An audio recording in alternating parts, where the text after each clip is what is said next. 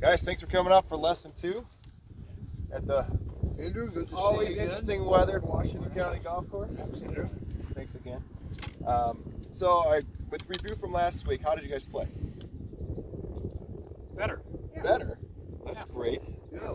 Anything you noticed, like just getting around the course that maybe was a little easier or a little, maybe less wayward shots? Did you have better ball striking?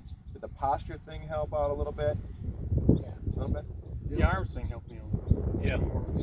Swing with the arms and not the body. Ball positioning, you gotta make sure you put the ball in the middle of the stance. Right. Okay, great. So I heard also, what about maybe short game? How was that last week? Needs a little work Yeah. for me. Good, because that's what we're doing today.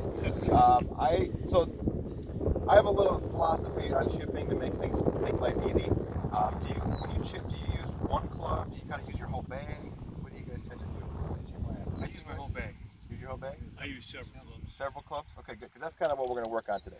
So there's chipping and there's pitching. This week we're going to do some chipping. Chipping is obviously a little bit more around the greens.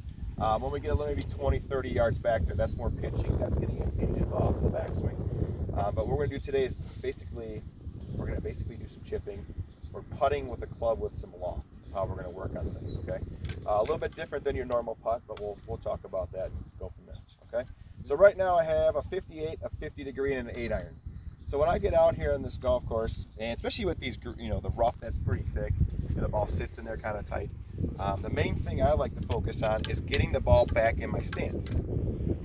So how I do that, before I even talk about the golf swing itself, I put the ball back in my stance by putting the ball in the middle, kind of get set up like I'm going to putt kind of, right, a little bit more over it, I'm not so far away, and I just take my back leg and just kind of point it at the ball. And when I do that in this angle, you'll notice that I have some natural shaft lean there, right? And the ball, I'm very narrow, I'm not swinging very hard.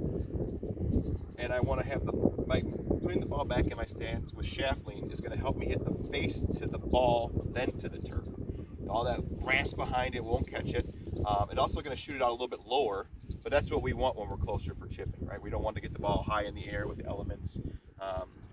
It lands, sometimes it bounces and kind of stops, sometimes it bounces and releases, depends what kind of golf ball we're playing. A lot of variables that kind of come into factor there. So I have a 50 degree, and when I'm out here, I kind of want to just hit the ball in this area, right? We want to get the ball on the green, and we want it to release. So while I'm out here playing, it's a short, easy stroke. Ball placement, I see my target, put my back leg forward, and now this is what I do. I do a short downward putt toward the target. I'm also leaning a little bit more on my left side, guys. So just easy, and it releases. Okay. So the distance control there, I've already hit a few before we had this video with my 58, and those are my 2 shots. So they're pretty close together, right? So I'm gonna do the same swing. I have a little bit further away golf shot. So here's my 50 degree. What do you think is gonna happen? It's just gonna land and roll a little bit more, right? Just a little bit more release. So I get set up, put my leg toward the ball, and just a nice, easy little pop.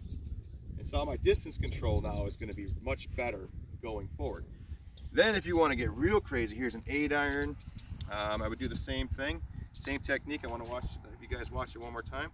I get set up, nice loose stance, bring my back leg forward, and I'm just making a downward putt into the turf. And see how it just rolls real nice, right?